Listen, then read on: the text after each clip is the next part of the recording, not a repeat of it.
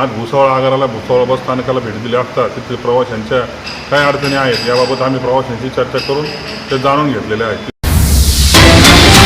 भुसावळ मध्यवर्ती आणि तालुक्याचे शहर आहे। येथून रेल्वेने प्रवास करणाऱ्या प्रवाशांची संख्या देखील मोठी आहे।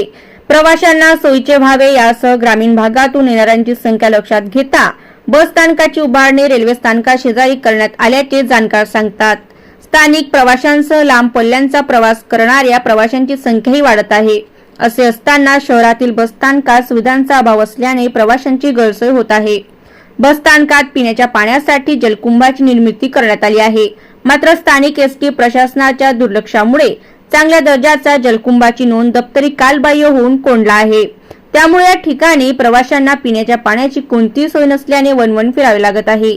सार्वजनिक नळ आणि इतर कोणतीही पाण्याची व्यवस्था नसल्याने अबालवृद्धांसह सर्वसामान्य प्रवाशांना अनेक अडचणींना सामोरे जावे लागत आहे।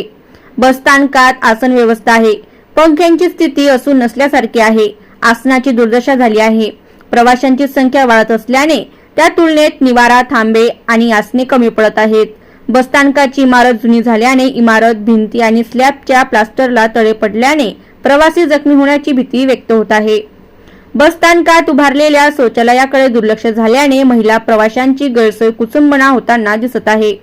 प्रवेशद्वारावरील दर्शनी भागात कचऱ्याचा ढिगारा असून प्रवासी त्यावरच लघुशंका करीत असल्याने व बसस्थानक सुरक्षित भिंतीआड झाडे झुडपे वाढल्याने प्रवाशांच्या आरोग्याचा प्रश्न निर्माण झाला आहे। प्रवाशांच्या सुरक्षेसाठी पोलीस चौकी उभारण्यात आली, परंतु अनेक वर्षापासून ही चौकी बंद अवस्थेत धूळ खात आहे। त्यामुळे बसस्थानकात जीवघेणे हल्ले, चोऱ्या, महिलांचे मंगळसूत्र हिसकावणे अशा गंभीर स्वरूपाच्या घटना घडतात। नवजात बालक आणि स्तनदा मातांसाठी हिरकणी कक्ष सुरू केला होता। या हिरकणी कक्षाला कुलूप लावून बंद करण्यात आले आहे। Bureau report, Mahanews 19 Bhusawal.